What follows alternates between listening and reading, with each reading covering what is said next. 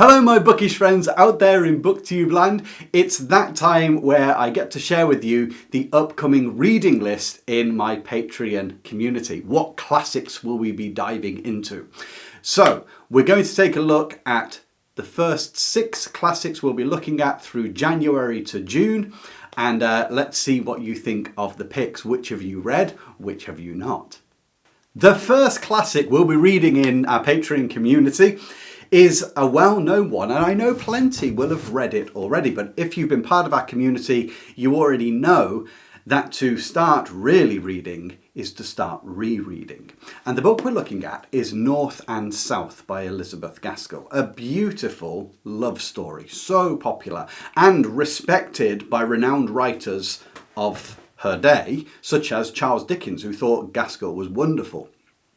Elizabeth Gaskell manages to capture so much of society in the poor industrial areas of the North in this book. We have Margaret Hale from sort of the upper class, and she ends up in the North with strong opinions about industry and labour. She feels great sympathy to the working class. But what happens when she meets a mill owner called Mr. Thornton? One of the things about this book is not only is it a great love story, but like all good literature, it asks us to examine ourselves a little bit inside. Because 150, 170 years on, and this talks about a societal issue that's still raging. How to harmonise corporations with the working class and what is fair. But Elizabeth Gaskell was in a remarkably well-placed situation for this because she was the wife of a parson.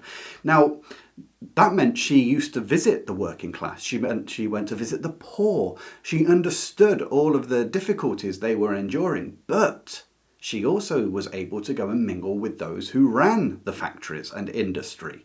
She knew the merchants, and she could see the opinions of both sides, and she's ever so good at trying to dig away the foundations of dogmatism, because today, how often are people either one side or the other side, deeply entrenched without each other really knowing what the others truly think? And that was the same back then. And so we get a beautiful insight into the world of its day. It is very atmospheric, it's beautifully painted, so you will see the factories, you will see the smoke, you'll see the working class streets that are put up.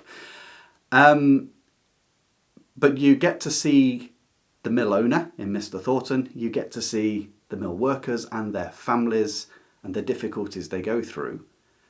And you get to turn your immediate response, you get to examine it, to think it through carefully. And that's what good literature is all about. So there's the first one, North and South for January by Elizabeth Gaskell, a great read.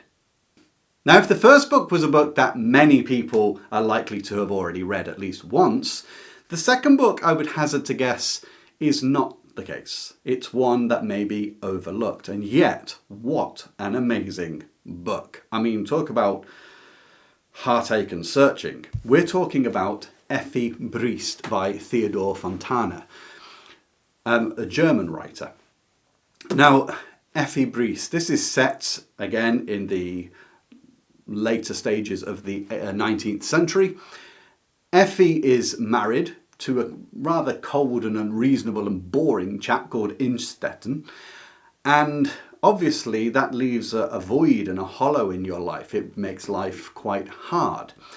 But you've also got in here Krampus, who is a professional amorist. You know, he's a player, he's a socialite, he's charming. But this is all laid in the quite stiff rectitude of Prussian society of its day. Now, you may have read, thinking about the ideas of the themes of adultery or difficulties in marriage, you may have read Anna Karenina by Leo Tolstoy, because that's sort of, you know, the book most people go to for that. You may have read Madame Bovary by Flaubert. You may have read Thérèse Raquin by Zola. But have you read Fontane's work? This book is fresh. That's the thing about it. When you read it, it is surprising how alive and vivid, almost playful at times, and yet it's a deeply serious topic. And if you like having the author's hand slip into your chest and start pumping pumping your heart, as it were, with emotion, then this is a book you're going to enjoy. I'm not saying roller coaster, but I'm talking about the deep swell of feeling. And it gets us to hold on to these emotions and enjoy them for what they are, be moved by them, and set them in the correct context of the rest of our life. And again, isn't that what excellent literature does? It's not just whiz-bang fireworks, it's deeply moving. And so that will be February's book, which is Effi Briest by Theodor Fontane. In March, we're going to read a book that really gets the blood racing and is full of brooding atmosphere, suspense, makes your hair stand on end. And it is the wonderful Rebecca by Daphne du Maurier. Now, for some reason, my Rebecca copy has vanished from the shelves. Goodness knows where it's gone, but I'll pick another one up. This is another book that quite a few may already have read, but believe me, reading this through again, you see so much more. You get to appreciate even more the depth of the craft of writing. You get to appreciate how tension is endlessly built through the story. And in case you don't know what the story is about, we have an unnamed female narrator who falls for a chap called Maxime de Winter, and she marries him and goes back to the famous house Mandalay. It's got one of the most famous opening lines in literature, but I won't spoil it for you. You can read it yourself. But while she's there, there's a presence, and I don't mean a literal ghost because there isn't a ghost, but the presence of Maxime's former wife, Rebecca, seems to hover over the house. For me, it seems to have been sucked into the wallpaper and into the architraves and the tracery of the windows. It just, wherever our narrator goes, there's this constant awareness of Rebecca. And of course you have Mrs. Danvers, who oversees the house, and her wiles and intimidating spectral presence. She's a very forceful character. And you're permanently sort of sat on unease. But can you work out during the book why you're at unease? What is the mystery behind this book? Well, you'll have to read it. Come and join us and find out. Like I say, you have so much in this which is an excellent exercise in reading well and appreciating not only a brilliant story and just the sheer thrill of running headlong down the hill smack into life and experiencing a whole muddle of emotions and a bit of, escapism, I suppose. But at the same time, we love those feelings. And we begin to marvel at the way they're brought about by the writer. And when we begin to see how it's laid out and structured, it just adds that certain savour to what already is a delicious meal. So that's March, Rebecca by Daphne du Maurier. April's book, the fourth on this list, is another book that is beautiful, but I wonder how many have actually read it outside of its country of origin, Italy. This actually takes place in Sicily. It is The House by the Medlar Tree by Giovanni Verga. What to say about this book? If you've never read it before, you're in for a treat. Although it is an emotionally slow-growing book, but it has an endless force, like a swelling wave coming in, which you misjudge at first sight.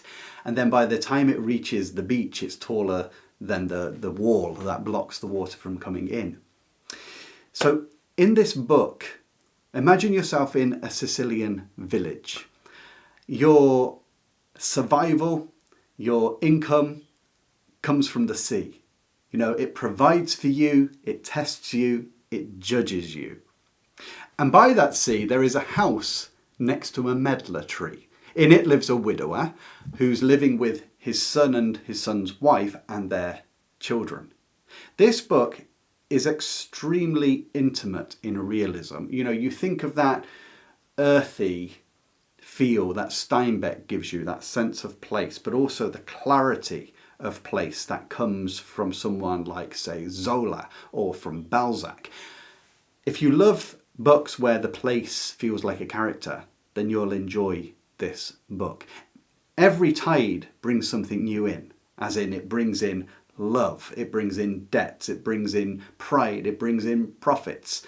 Your whole rhythm is based around it. But as the story grows, as this swell begins to move up the shallows, we get to see numerous questions that cause us to search, such as, when is tradition a blessing, but when is it a curse?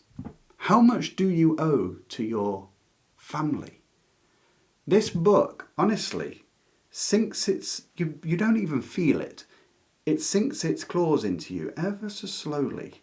And then when you close the pages, you can't shake it off. It's one of those books that I think Calvino said never finishes saying what it has to say. But again, expect something slow here. And remember, we're in the Patreon community to explore what different types of literature can do to us. And there's a lot to be learned from this kind of literature. That although it doesn't have the razzmatazz and the instant swell of emotions that you have in Rebecca, say, in some respects, it builds with such force that when it crashes like a wave over you, it pins you to the floor beneath the sea, scrambling and gasping. Anyway, enough said about that. April's book, The House by the Medlar Tree. May's classic, our fifth on the list, is a universal one. I mean, most classics are, that's what makes them classics, but this is truly universal. The world owns this author, and it's Shakespeare. Now, we recently did Shakespeare for the first time in our community, just a couple of months ago, and it went down a storm. People got so much out of it. Ones who were so nervous about reading it, never read Shakespeare before, thought they wouldn't understand. Some who had only done Shakespeare at school and never touched it again. And you know, it was universally popular. Now we're going to move on, this May, into one of the great tragedies of Shakespeare. And the one I picked, after a lot of thought, I must add, was Macbeth. It could have been, if we're going for the four great tragedies, Othello, King Lear or Hamlet. Macbeth, you might think, again, isn't that the one that maybe most people have actually read? Maybe at school. I would say this is the most read, then Hamlet, and then probably Lear and Othello tying. Why pick this one? Why not go for something new? There's a reason. I find Macbeth, personally, one of the most easily accessible characters in a play. When it comes to looking at tragedy and what makes tragedy, and believe me, this gives such a profound insight and appreciation for a work, I think Macbeth is just one of the greatest plays to study, to see how tragedy actually develops, why we're so interested in tragedy. And accessing Macbeth, this man who we know does a horrible deed, and yet, why do we share the burden with him as we go along? Why do we feel distressed, distraught, bowed low?